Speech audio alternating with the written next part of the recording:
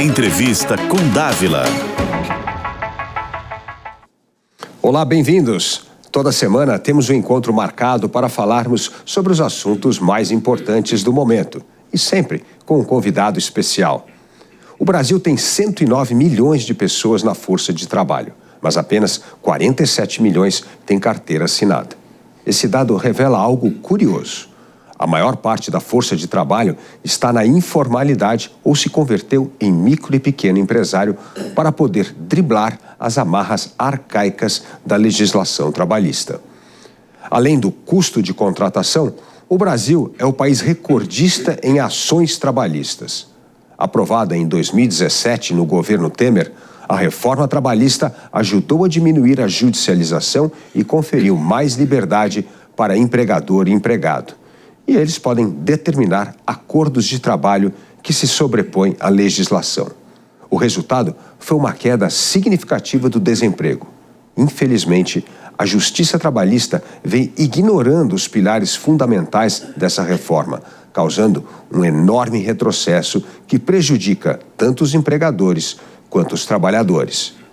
E para falar sobre esse assunto, eu recebo hoje o professor José Pastore, um dos maiores estudiosos do país sobre a questão trabalhista. Ele é professor titular da Faculdade de Administração da USP e consultor de Relações de Trabalho e de Recursos Humanos. Professor Pastore, muito bem-vindo ao Entrevista com Dávila. Muito obrigado, é um prazer estar aqui, viu?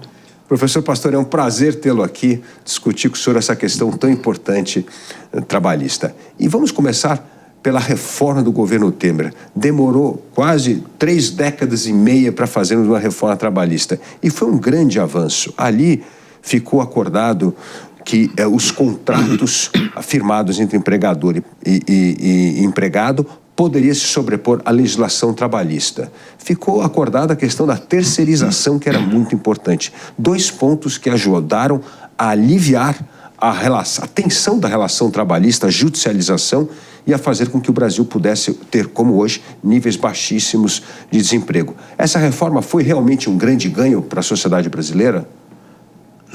Não há nem dúvida, a reforma avançou muito porque ela destrinchou alguns gargalos que havia na legislação que estavam impedindo o emprego de boa qualidade, né?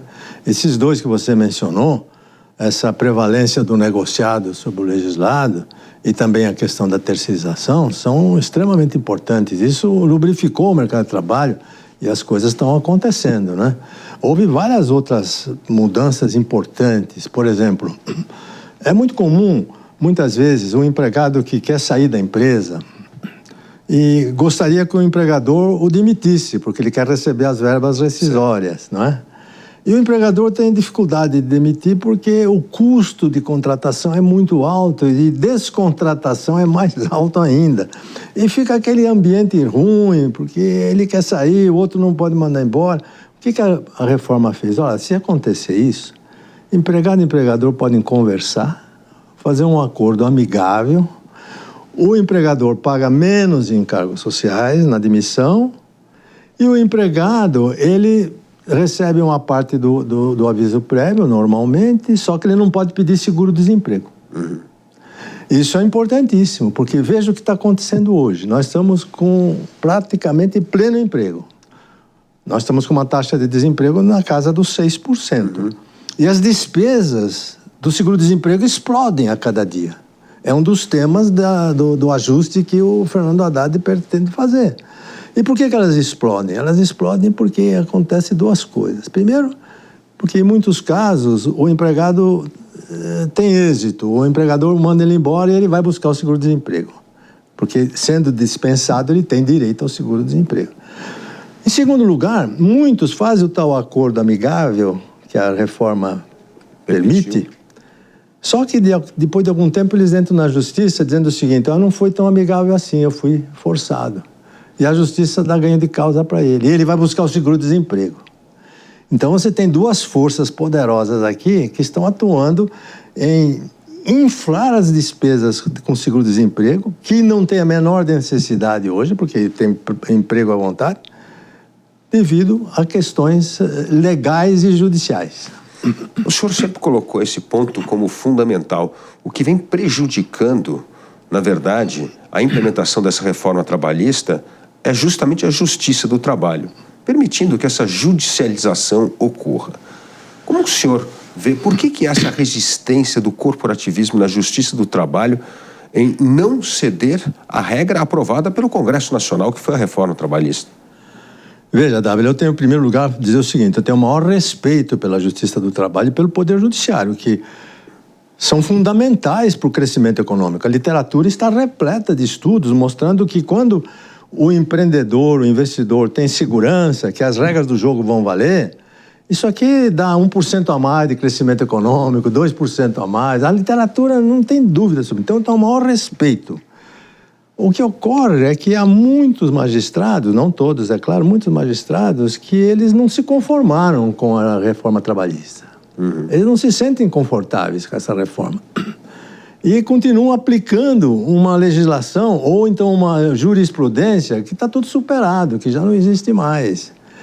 E a hora que você aplica uma coisa dessa arbitrariamente, não só você gera despesas para aquele que é condenado, mas você sinaliza muito mal para os empreendedores de modo geral. Ele fala, eu estou num país que eu aprendi que eu tenho que seguir as regras. Eu estou seguindo as regras. De repente, muda a regra do jogo por força de uma decisão judicial. Então, isso é muito grave. Está acontecendo em vários pontos da reforma trabalhista, está acontecendo isso. Você pergunta por quê?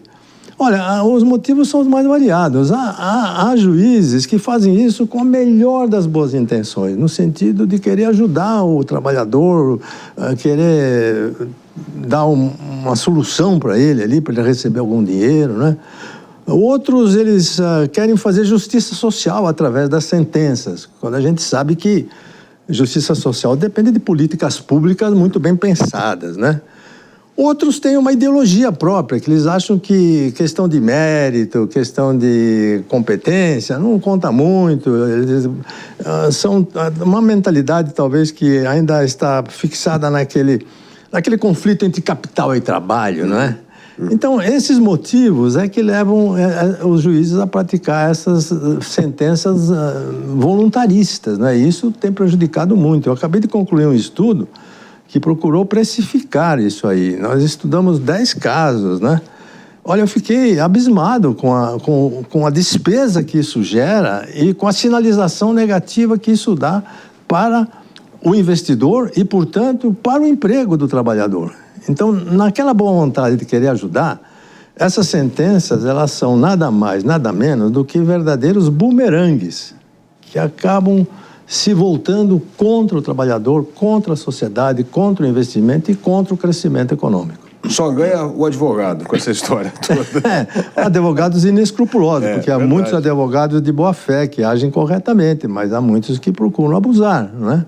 E eles mesmos excitam o seu cliente a entrar com mais pedidos e mais pedidos aí que tocam em pontos cruciais da reforma trabalhista. Mas um ponto importante, nessa reforma trabalhista, tinha a história da sucumbência agora. Que isso vem sendo respeitado ou não? Olha, no âmbito da Justiça do Trabalho, não vem sendo respeitado, porque eles mesmos acabaram de tomar uma decisão jurisprudencial há pouco tempo, dizendo o seguinte: a gratuidade é geral. Basta a pessoa declarar que não tem recursos e vai usar a gratuidade. Além do mais, eles estão decidindo um outro assunto que talvez próximas semanas, que diz o seguinte: a Justiça do Trabalho tinha falado o seguinte: o valor que o reclamante fixar na ação inicial, ele tem que manter esse valor até o fim. Porque, como tinha sucumbência, se ele põe um valor estratosférico e vai ter custas, e ele vai ter que pagar custa, ele pensa duas vezes, ele vai pôr um valor realista. Pois bem, a Justiça do Trabalho anulou as duas coisas. Anulou a questão da gratuidade, porque está dando de forma genérica, né? E está para anular, por esses dias, essa fixação do valor na inicial. Então, isso é um verdadeiro pilar da reforma trabalhista para reduzir os conflitos. Conclusão: explodiram de novo os conflitos. Nós estamos com 5.400.000 processos na Justiça Trabalhista hoje, entre os antigos e os novos. Quando entrou a reforma trabalhista, no primeiro ano ela reduziu para 2,5 milhões. Agora nós voltamos para 5,4 milhões. Ou seja, a judicialização, que era uma das virtudes da reforma tributária para reduzir... Da reforma trabalhista. Da reforma trabalhista, voltou a crescer. Voltou a crescer. O que significa isso? Além de toda essa instabilidade que você dá para o investidor, eles ficam desnorteados, né? Isso é uma despesa enorme para o erário público. É verdade. Carregar 5,5 milhões de processos que são dispendiosos, os juízes trabalham muito, os assessores... É muito dispendioso isso aqui. Nós fizemos um cálculo disso. Só a questão da gratuidade, Dávila, ela dá uma despesa assim de cerca de 1,5 bilhão, mais ou menos, para o erário público. Só a gratuidade. Nossa. Tem outras coisas que dão mais 3 bilhões, mais 4 bilhões. Quer dizer, é uma despesa exagerada com decisões voluntaristas, né? A Justiça do Trabalho interpreta diferente, sabe? No Supremo Tribunal, a conduta tem sido diferente. O ministro Barroso tem uma frase que ela é emblemática. Ele fala assim: a verdadeira justiça é aquela que é aplicada quando a gente sabe exatamente quem vai pagar e quanto vai pagar, né? O ministro Luiz Fux, por exemplo, ele tem uma conduta de sempre analisar o aspecto econômico daquelas decisões judiciais, né? É claro que não afastando da lei, aplicando a lei, mas analisar isso aqui. Então, esse tipo de conduta no Supremo tem sido salutar, mas na Justiça do Trabalho isso não prospera. E esses 5 milhões de processos acabam muitas vezes acabando no Supremo. Então, nós acabamos também congestionando o Supremo, porque recorre-se ao Supremo em última instância. Não há nem dúvida. Isso congestiona o Poder Judiciário todo. E é o que acontece. Nós estamos falando aqui do impacto sobre o investidor, mas isso impacta também sobre as famílias, sim, sobre as pessoas em geral. Vou te dar um exemplo, que é um caso que nós estudamos, concreto. As empresas de home care, que tratam dos cuidados a domicílio, são organizadas e elas utilizam enfermeiros, técnicos, cuidadores em gerais, fonoaudiólogos, fisioterapeutas, tudo aquilo que os pacientes precisam, que são sindicalizados. E a empresa de home care faz negociação com esses sindicatos, como diz a reforma trabalhista, você precisa negociar, né? E a reforma trabalhista diz o seguinte: se um enfermeiro, por exemplo, na hora de sair, no final do dia, o paciente passa mal, ele tem que ficar um pouco mais, 2, 3 horas a mais. Esse tipo de trabalho não é previsível, né? Ele tem que ficar mais. A reforma trabalhista falou assim: ó, vocês podem fazer um banco de horas de tal maneira que, em lugar de você pagar hora extra para essas 3 horas, no dia seguinte ele trabalha 3 horas a menos. E as duas partes negociam isso, o sindicato de um lado, a empresa de outro, estão tudo de acordo, tudo certinho e tal, a Justiça do Trabalho anula. Mas por que se isso está na... Está na lei, mas anula. E o que acontece quando anula, Dávila?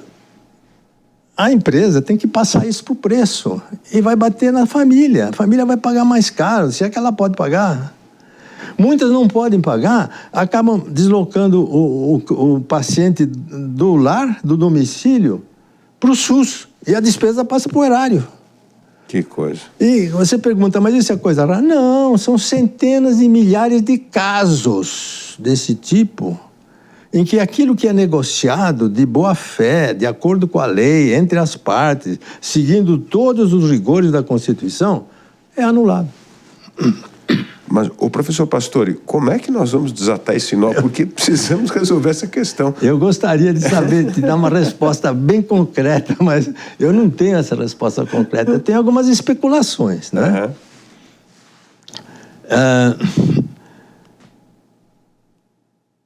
Já existe na legislação alguma coisa que diz que o juiz tem que respeitar as consequências dos seus atos.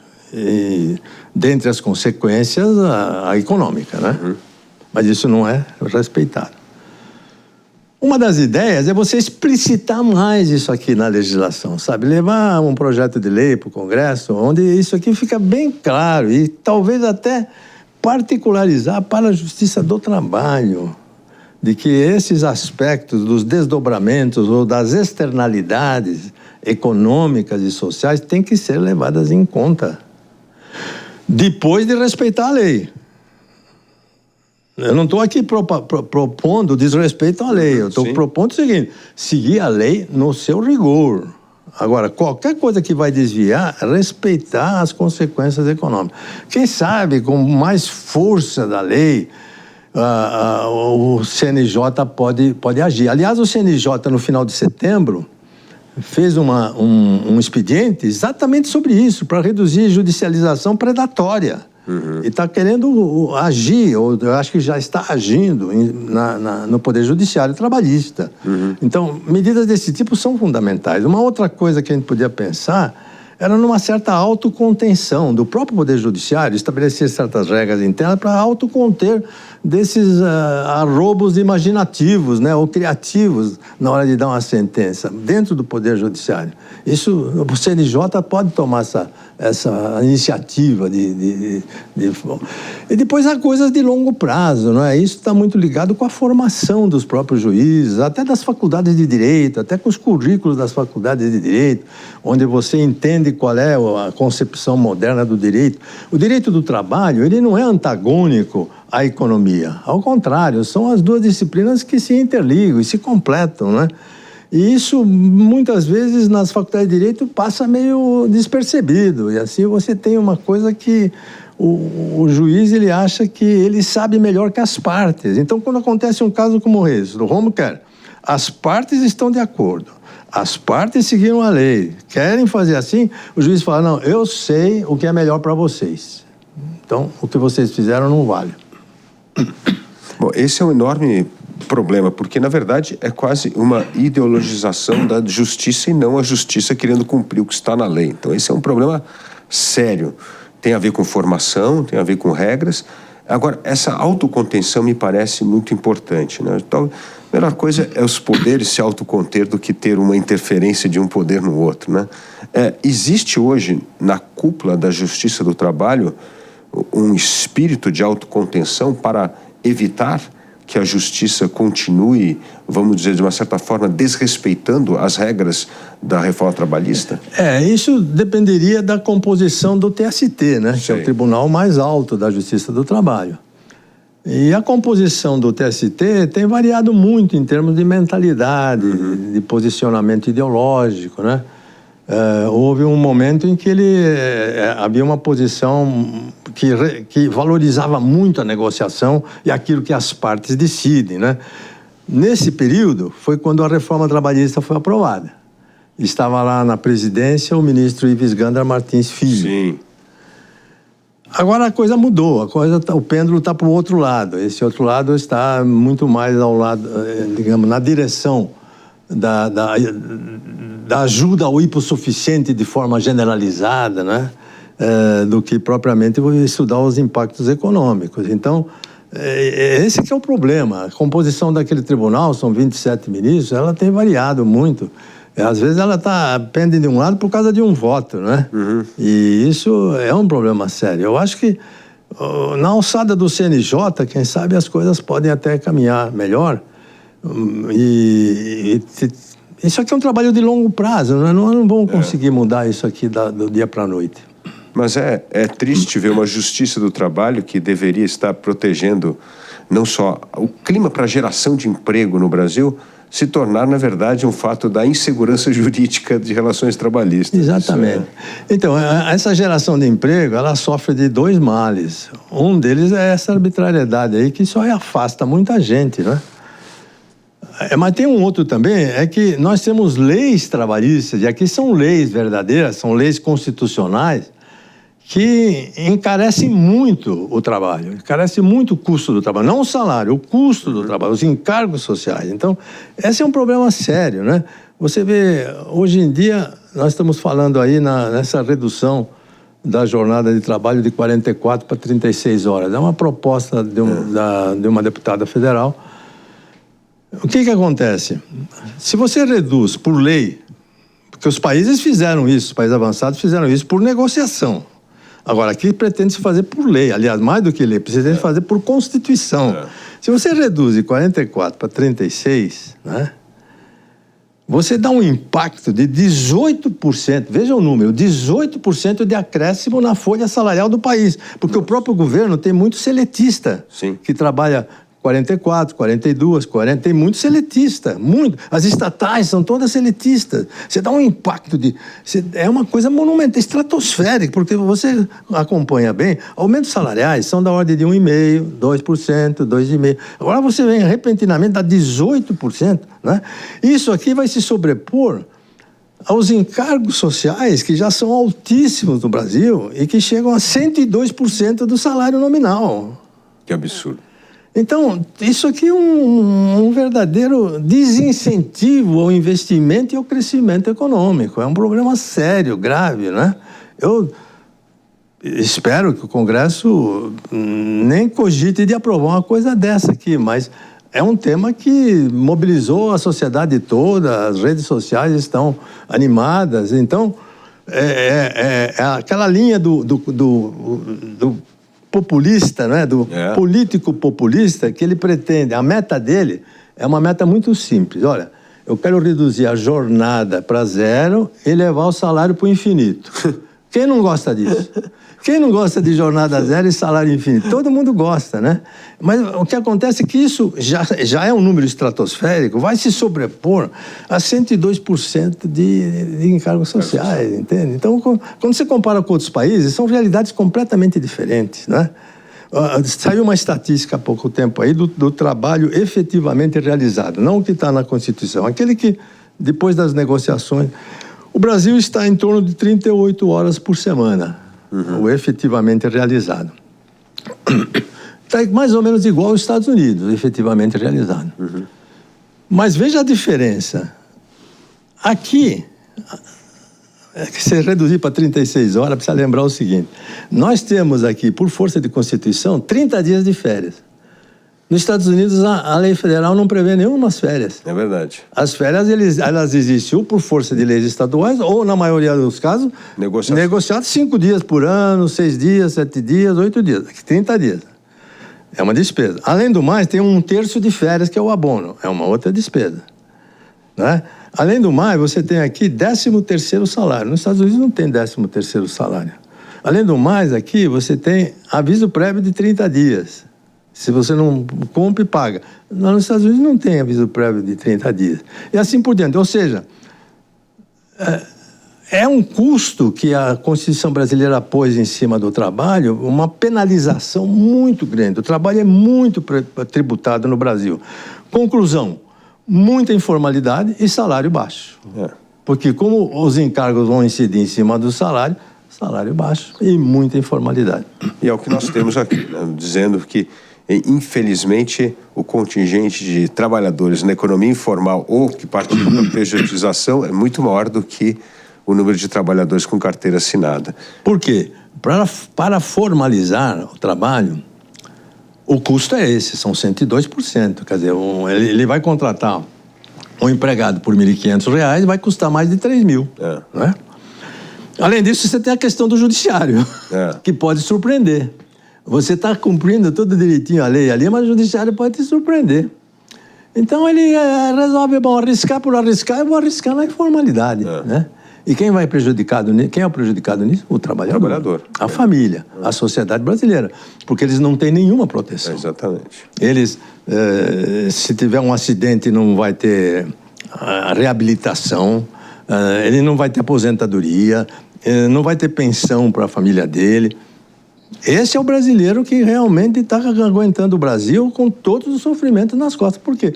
Você onerou tanto, burocratizou tanto, e agora mais esse caso da insegurança jurídica, que você conspira contra a formalidade, a formalização. Esse é um problema muito grave no país, muito grave.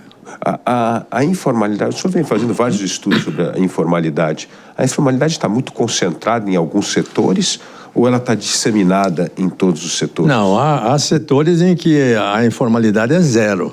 Se você pegar o setor financeiro, por exemplo, a informalidade é zero, não tem nenhuma informalidade. Se você pegar as empresas estatais, nenhuma informalidade. Se você pegar as grandes indústrias, nenhuma informalidade.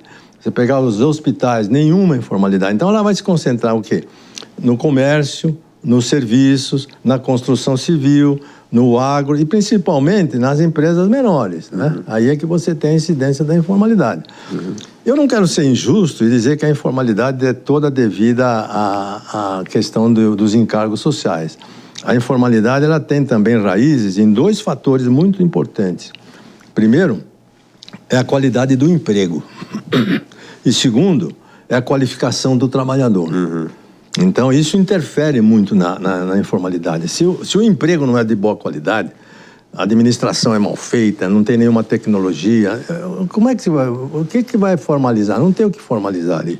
Se a qualificação do trabalhador é muito abaixo daquilo que é requerido, ele vai rodar muito, vai ficar numa rotatividade infernal e nem a empresa tem interesse em tomar por muito tempo. Então, esses dois fatores pesam. Agora, além dos dois, pesa muito o custo de contratação e descontratação no Brasil. A descontratação também é muito cara. É muito caro mesmo. Agora, vamos tocar nesse ponto que o senhor acabou de mencionar, professor Pastore, que é a questão da qualificação do emprego. Isso tem a ver... O Brasil tem tido uma queda de produtividade do trabalhador muito acentuada. Isso tem uma correlação direta com a educação, né? Com a qualidade da nossa educação pública. Como o senhor vê essa capacitação hoje que nós podemos ter, pelo menos no ensino médio, de fazer cursos de, vamos dizer assim, ferramentas técnicas, o aprendizado técnico, o ensino técnico e profissionalizante no ensino médio para acontecer duas coisas. Primeiro, para reter o jovem na escola e segundo, para prepará-lo para o mercado de trabalho. O senhor vê isso como um avanço importante para melhorarmos a qualificação do trabalhador brasileiro? Não há nem dúvida, não há nem dúvida. Qualificação e requalificação são fundamentais. A produtividade do trabalho no Brasil, você tem toda a razão, ela tem estado assim estagnada durante décadas, sabe? Não é uma curva, é uma linha horizontal parada, assim. Eu costumo dizer que é um eletrocardiograma de morto, sabe? Não mexe. Não mexe, não mexe, não mexe, não mexe. No entanto, nós tivemos avanços em termos de matrículas nas escolas. Tivemos avanços em termos de ciclos, você tem mais gente no ensino médio, é isso? Mas ainda está nos desafiando a qualidade do ensino. Né? Você tem exceções de escolas muito boas, mas você tem uma grande maioria com uma qualidade de ensino que quando o aluno vai fazer um teste, você dá um texto para ele, ele lê, mas não sabe o que leu, não entende. Ou você tem que fazer uma operação aritmética, ele se embanana, não é isso? E essa capacidade digamos, de dominar a linguagem é fundamental até para o ensino técnico. Fundamental. Aliás, nós pensamos com as palavras, não é isso? É verdade. Nós raciocinamos com as palavras. Quem não domina as palavras, quem não domina a linguagem, não pensa direito, não pensa bem. Então, se de um lado você tem razão em puxar assim para a questão do técnico, tem razão porque as estatísticas estão a seu favor. O Brasil tem 10% só da população jovem matriculada em ensinos técnicos. Os países avançados têm 30%, 40%, 45%, 50%. Tem toda a razão. Mas, para dar certo isso, você precisa melhorar muito a qualidade do ensino no fundamental e no médio. Isso é crucial, sabe? Eu vejo que o avanço quantitativo foi bom. Tá bom, mas o qualitativo está muito a desejar em todos os níveis, desde o fundamental até a universidade. É verdade. Eu digo que o ministro Paulo Renato do governo Fernando Henrique fez a parte quantitativa, mas a qualitativa nunca mais virou agenda política dos governos depois. E isso criou esse grande vácuo que nós temos. E isso com esse avanço tecnológico que nós temos... Isso é uma questão mortal, porque o que acontece? No início digamos, da automação, as tecnologias substituíam o trabalho manual. Hoje, elas estão substituindo o trabalho intelectual, né? Que pega em cheio as profissões de classe média, né? E quando ela pega num sujeito desse, se ele não tem uma qualificação boa... Perdão, não é qualificação. Se ele não tem uma educação de base boa, ele não consegue se repaginar. Então, você pega, por exemplo, um sujeito que ele é gerente de um almoxerifado de um grande supermercado. Classe média, um sujeito que teve um treinamento nível médio e tal. Entra lá um sistema eletrônico, inteligência artificial, etc., ele dança, porque não precisa mais dele, tudo vai ser feito no caixa.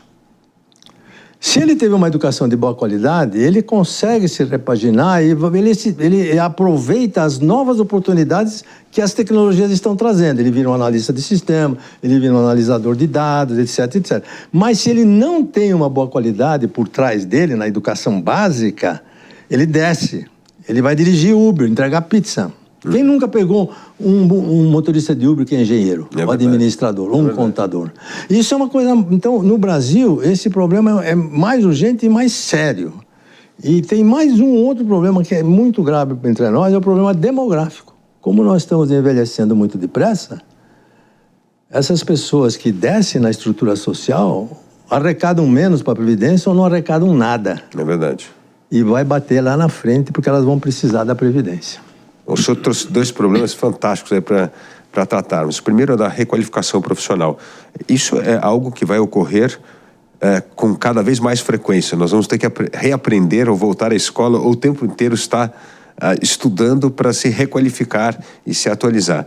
E eu vi outro dia na Dinamarca que eles têm um programa extraordinário, né? Que uma pessoa, quando perde o trabalho, ela é obrigada a passar por um curso de requalificação para poder ter acesso ao seguro-desemprego. Achei extraordinário, porque obriga o trabalhador a se requalificar. O senhor acha que algum tipo desse programa poderia funcionar no Brasil? Olha, a qualificação e requalificação continuada é uma necessidade, indiscutível. Esse programa da Dinamarca, indiscutível. Agora, é fácil de falar isso aqui, mas é muito difícil de fazer. Custa monstruosidade de recursos. Muito. E, principalmente, precisa de uma estratégia administrativa muito bem feita. Nós carecemos de 2 coisas, recursos e estratégia. Por quê? Porque quando você vai pensar numa requalificação como você acabou de dizer, você vai precisar de uma interface entre 3 partes. A empresa, a escola e o governo. É um assunto que a empresa sozinha não consegue resolver, por isso que ela manda num curso. É uma coisa que a escola sozinha não consegue resolver, porque ela não conhece a demanda. Quais são as tecnologias que estão entrando ou que vão entrar? E o governo não conhece nenhuma das 2 partes, mas ele tem uma responsabilidade de entrar com incentivos para que isso aconteça. Então, essa interface entre empresa, governo e escola é crucial para uma boa estratégia. E é isso que tem dado certo, por exemplo, nos países que praticam o chamado ensino dual, que é a Alemanha, a Áustria, a Escandinávia, Japão. Ou seja, empresa, escola e governo, eles andam juntos, numa atitude proativa em relação ao emprego e uma atividade continuada, não para nunca. Acabou o tempo, já tirei o diploma, estou formado. Não existe mais isso, tem que estudar a vida inteira. Né? Eu costumo dizer para os meus alunos, vocês procurem estudar bastante aquilo que vocês estão aprendendo aqui, mas procurem estudar também coisas que são correlatas com a sua disciplina. Você está estudando economia? Leia um pouco sobre direito, leia sobre administração, leia sobre engenharia. E, pelo amor de Deus, não pare nunca mais de estudar, porque vocês vão ser... Inoculem-se com o vírus da curiosidade, sabe? Você precisa, a todo momento, querer saber alguma coisa, estudar alguma coisa. Agora, quando você tem institucionalmente esse entrosamento, as coisas podem funcionar. Por isso que eu falei para você, é muito fácil de falar. Educação continuada, qualificação continuada, mas é difícil de fazer. Mas é interessante, né? Porque a empresa tem o interesse dessa requalificação para ter empregadores, para ter empregados cada vez melhor e mais qualificados.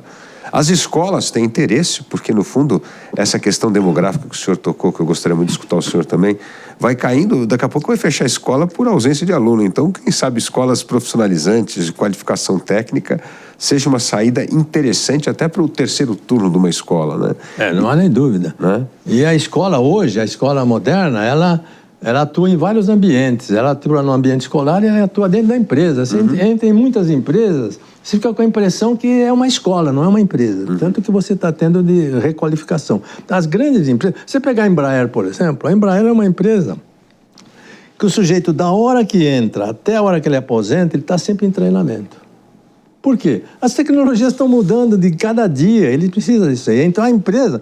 Agora, o que ela pode fazer sozinha, ela faz, mas o que ela não pode, ela pede para o pessoal do ITA para ajudar, da engenharia, pede para o pessoal do Senai para ajudar, é o entrosamento entre escola e empresa. E o governo provê incentivo. Aliás, questão de incentivos, nós já tivemos aqui no Brasil, na década de 70, uma lei, era a Lei 6297, que dava um incentivo para a empresa, era uma pequena redução no imposto de renda, se ela tomasse a providência de qualificar e requalificar os seus trabalhadores de maneira contínua ou esporádica. Essa lei foi revogada. Hoje é difícil falar nisso porque a gente só pensa em cortes, né? E não há mas era uma coisa a ser pensada. Quem bolou essa lei foi o Mário Henrique Simons. Porque ele viu o seguinte, que se deixasse por conta da empresa treinar os seus trabalhadores, a empresa viu o seguinte: eu não vou gastar dinheiro treinando meu trabalhador para o meu concorrente levar. E não treinava, né? Ele falou, não, pera um pouco, vamos dar um incentivo para essa empresa aí, para treinar. E muitas treinavam. Eu me lembro que quando eu dei uma consultoria lá no Ministério do Trabalho, tinha uma sala que estava repleta de processos analisando o resultado disso.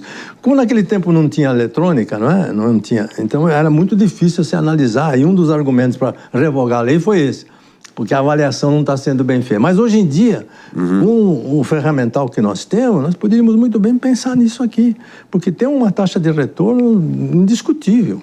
Para a sociedade inteira, isso não é só para uma empresa. Não, claro que não é para a empresa. Né?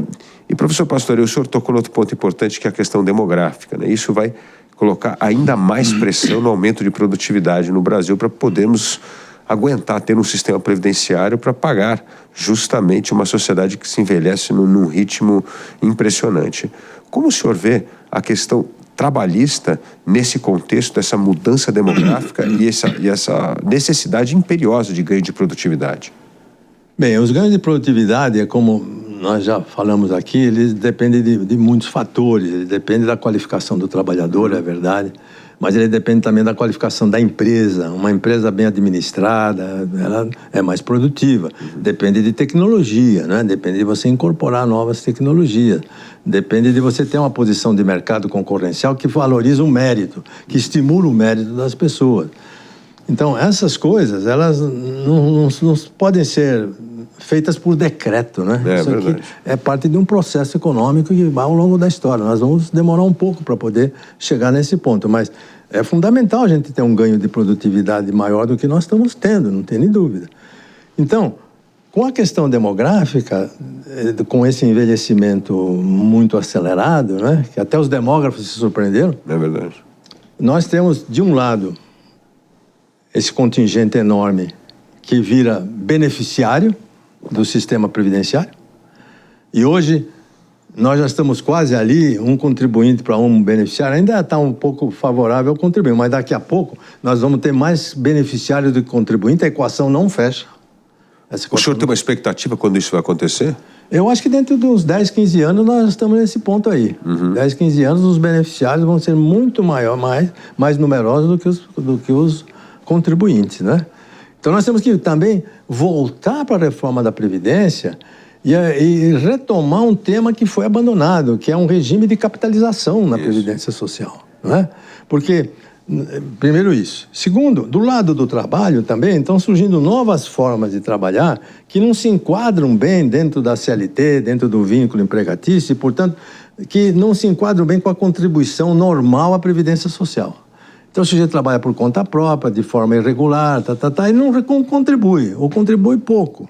Então, você precisa mudar a Previdência também para contemplar essas formas novas de trabalhar que são absolutamente fundamentais para a Previdência poder sobreviver.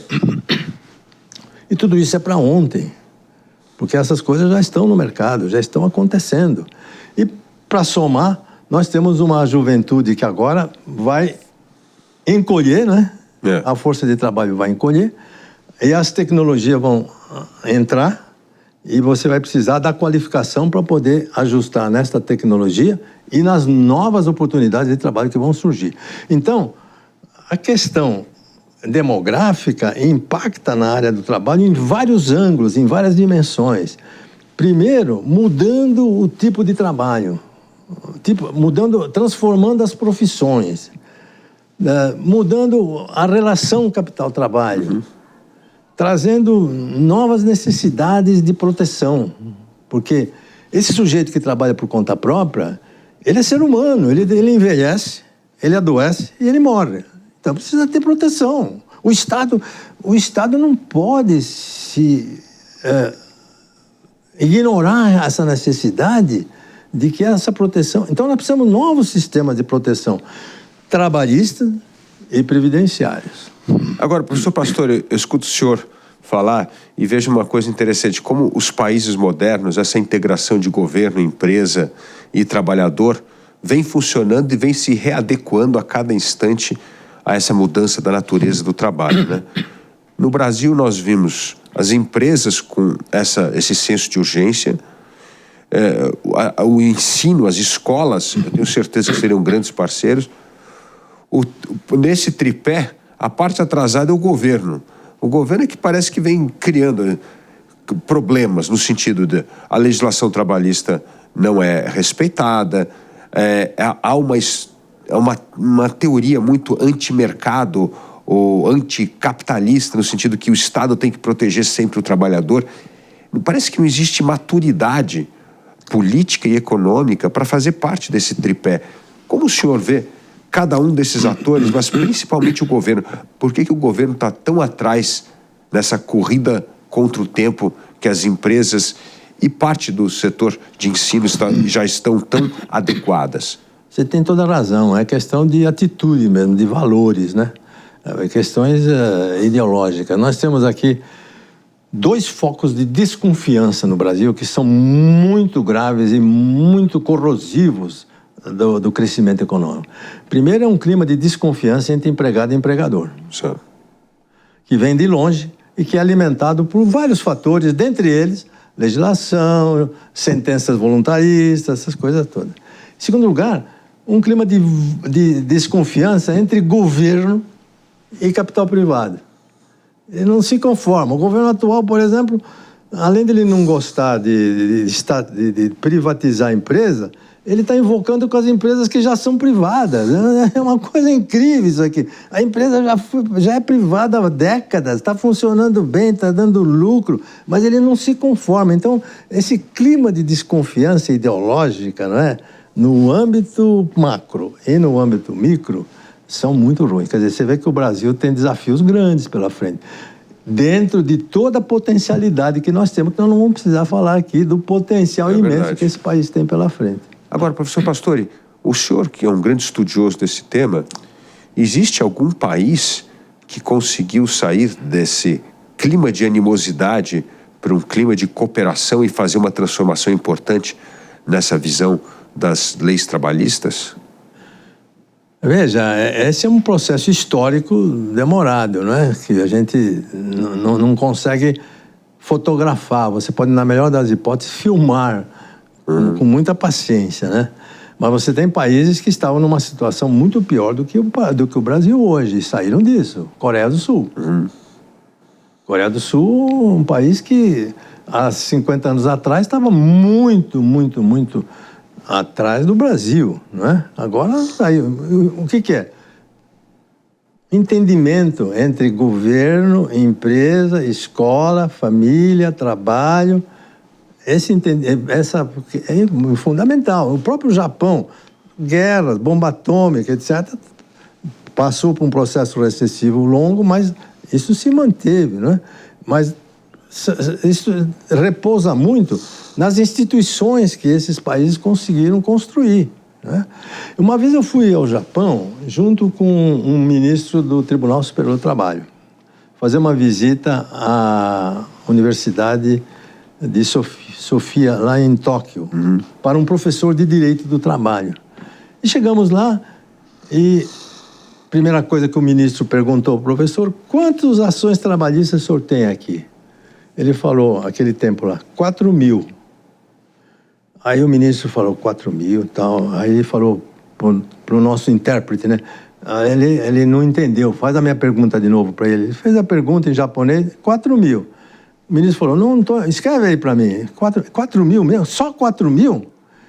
Aí o professor falou, e vocês têm quanto lá? Naquele tempo tinha 2,5 milhões. Ele falou, 2,5 milhões. O professor japonês falou assim, peraí, falou para o intérprete, acho que ele não entendeu direito aí, 2,5 milhões, escreve aí para mim, né? Um espanto. Aí nós perguntamos, mas por que só 4 mil? Assim, porque aqui nós resolvemos 99% dos problemas no chão da fábrica, no entendimento entre empregado e empregador. A nossa cultura é essa, e é isso que nós estimulamos. As nossas instituições estimulam isso. Nós montamos um sistemazinho de mediação, tal, de conciliação, e eles funcionam e acabou. Veja a força econômica que tem uma coisa dessa. Né? É uma instituição. A força econômica que isso tem. E a força predatória que tem a outra, que é o nosso caso, que hoje tem 5,5 milhões de ações trabalhistas num clima da mais absoluta desconfiança, novamente, apesar da reforma trabalhista ter atenuado isso aqui. Né? Mas é interessante, porque a reforma trabalhista, em parte, tenta estimular essa cultura de conciliação, de entendimento, de chegar a um acordo meio... E aí nós temos, por outro lado, puxando uma justiça do trabalho que vai contra esse esforço de mudança cultural, porque isso é o início de uma mudança cultural. Que vai contra, mas que vai a favor da tradição cultural de desconfiança. Que tem força também. Né? Isso tem força ideológica, política, social, individual, comportamental, psicológica, tem força. Então, você vê, a justiça procurou, a reforma deu um passo para inovar, né? Para aumentar a confiança entre as partes, né? Mas os nossos magistrados, com raras exceções, eu respeito muito a Justiça do Trabalho, eles insistem em adotar outro tipo de estratégia que não é boa para o país, não. Mas ela vem ajudando a mudar pelo menos a relação, eu vejo na parte de serviço muito, né?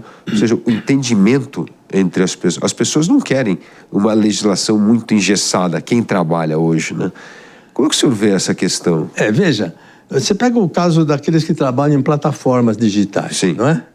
Volta e meia tem uma ação na Justiça do Trabalho onde se reivindica o vínculo empregatício. O Supremo costuma não dar o vínculo. A Justiça do Trabalho está dividida, hora dá, hora não dá, mas tem dado bastante, né? Bom, se você perguntar, e isso foi feito através de pesquisa, o que os trabalhadores querem, eles falam, eu quero tudo menos vínculo. Eu não quero vínculo. É isso. Eu quero flexibilidade. Agora, eu quero uma proteção. Eu quero proteção com flexibilidade. Eu não quero vínculo. Então, está aqui um caso formado em que a instituição precisa se ajustar à realidade, e não o inverso, né?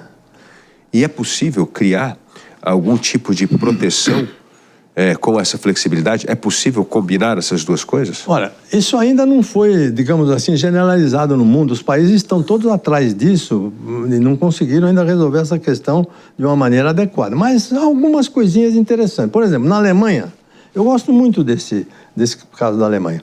Vamos supor, o sujeito ele é um ator de teatro, é um freelance, trabalha por plataforma e tal, muito bem. Para ele ser contratado por uma temporada de 1 ano no teatro, ele precisa mostrar que ele tem um vínculo com a Previdência Social, pública ou privada, e que esteja adimplente. Muito bem, aí o teatro contrata. E ele vai pagando a contribuição previdenciária ao longo do tempo. Como é que ela é dividida, essa contribuição? Ela é em 3 partes. Ele paga metade da contribuição. Vamos supor, se a contribuição for 20%, ele paga 10%. O teatro paga 5%. E o governo pagava 5%. Né? 10, 5 dá 20. Por que o governo paga? Porque o governo acha mais barato isso do que manter o sujeito no seguro-desemprego. Muito bem. Quando acaba a temporada, como é que ele faz? Ele tem algumas alternativas. Primeira, ele pode pagar os 20% sozinho. Mas se ele tiver ruim de dinheiro, ele tem uma segunda alternativa. Ele paga um pouquinho só. Paga metade. Mas se ele tiver muito ruim, não paga nada. Mas qualquer que seja a solução que ele adotar, se ele pagar 100%, o benefício futuro dele vai continuar intacto. Mas se ele pagar metade, o benefício futuro dele vai reduzir um pouco. Se ele pagar 25%, vai reduzir um pouco mais. Mas ele pode arranjar um outro contrato o ano que vem, e no ano que vem, ele pode falar o seguinte, olha, eu vou pagar aquilo que eu deixei de pagar. E vou até falar com o teatro aqui, porque como eu tive um sucesso muito grande na outra peça, eu vou querer que o teatro, em vez de pagar 25%, pague 30%. Vou negociar com ele. Negocia. E ele recompõe aquilo que ele perdeu. Então ele está protegido. Quais são as proteções que ele tem? Doença, acidente, aposentadoria, pensão, reabilitação, as coisas básicas ele tem. Então, não é uma coisa generalizada isso, mas a gente precisa olhar para esses exemplos e ver de que maneira nós podemos adaptar aqui na nossa cultura tupiniquim do Brasil, né? Com certeza, mas é fundamental. Uma das coisas importantes nessa flexibilização é justamente plano de saúde, né, e plano previdenciário, como o senhor bem colocou. São duas questões fundamentais isso aí. Isso pesa muito no bolso, talvez, dos autônomos nesses momentos de vaca magra, né? É possível fazer algum tipo de acordo nesse sentido no Brasil para que não haja uma interrupção de planos de saúde e planos de previdência? Outra vez, nós temos que, em primeiro lugar, voltar a um regime de capitalização, um regime previdenciário, seja ele público ou privado. Segundo, eu tenho a impressão que as empresas de seguro aqui no Brasil, elas precisam evoluir muito em termos de novos produtos, oferecer novos produtos para poder encampar essas necessidades, sabe? Em terceiro lugar, precisamos de legislação. O governo mandou para o Congresso um projeto de lei para regular as plataformas, né? Eu vejo uma coisa muito boa e uma coisa muito ruim nesse projeto. O que é muito boa é que ela obriga o sujeito a se filiar à Previdência Social. Eu sei que a rapaziada não gosta, os que dirigem motocicleta e não querem saber, ele acha que nunca vão ficar velho também, nunca vão precisar, né? Mas no mundo inteiro, Previdência Social não é optativo, é obrigatório. Essa parte boa. A parte ruim é que obriga todos eles a se sindicalizarem. Mas eles não querem se sindicalizarem, né? Você precisa deixar que o sindicato surja de um modo espontâneo, de uma associação, e depois se forma. Mas o projeto está lá. Se eles conseguirem aprovar a primeira parte, já vai ser uma grande coisa. Eu acho que vai ser um grande passo. Como impedir que esse retrocesso das relações capital-trabalho continue prejudicando justamente a estabilidade do emprego formal, que é o que nós queremos. Nós queremos tirar as pessoas da informalidade e colocar no emprego formal. O que nós temos de fazer, professor Pastore? Essa não é de $1 milhão, né? Essa é de $1 trilhão, né? É uma lista muito grande, né? Nós temos que avançar muito no campo das instituições em geral. Temos que aperfeiçoar as instituições para elas deixarem de ser extrativistas, né? Como os economistas, o Acemoglu, para serem inclusivistas, né? Ou inclusivas, né? Todas as instituições com esse caráter. A maior parte das nossas instituições, elas são muito voltadas para aqueles que já têm privilégios, aqueles que já têm. Então, isso aqui é uma reforma institucional na área do trabalho, na área da previdência, na área social, na área do emprego, na área da educação. É um conjunto de medidas. Quer dizer, o Brasil precisa modernizar muito em termos institucionais, né? Eu acho que nós temos dado alguns passos assim muito utópicos, né? Mas veja como foi dura essa reforma tributária, né? Uma coisa... E como foi dura a reforma trabalhista também. Mas são passos de uma caminhada muito longa, né? De muitas reformas institucionais. Precisamos disso. As instituições são cruciais para a economia, nós sabemos disso. Para o crescimento econômico e para a sociedade em geral. Precisamos ter mudança de cultura para ter reformas permanentes nas nossas instituições aí, que ajudem a criar instituições mais inclusivas no Brasil, né, professor? É fundamental isso, fundamental. Professor Pastore, muito obrigado pela sua participação aqui na entrevista com o Dávila. Eu entendo que essa questão trabalhista é fundamental para a modernização do Brasil, para a retomada do crescimento econômico, e é muito bom ver uma pessoa com a sua lucidez discutindo esse assunto. Muito obrigado. Eu agradeço a oportunidade de a gente bater um papo assim longo sobre esses assuntos, porque eles demandam um certo tempo para entender bem, né? Com certeza. E a gente fica por aqui. E para você que gosta do jeito Jovem Pan de notícias, não deixe de fazer a sua assinatura no site www.jp.com.br.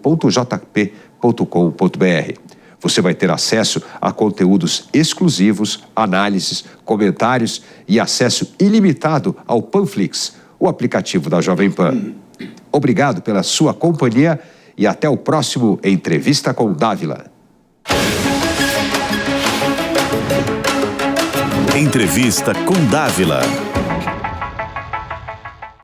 A opinião dos nossos comentaristas não reflete necessariamente a opinião do Grupo Jovem Pan de Comunicação.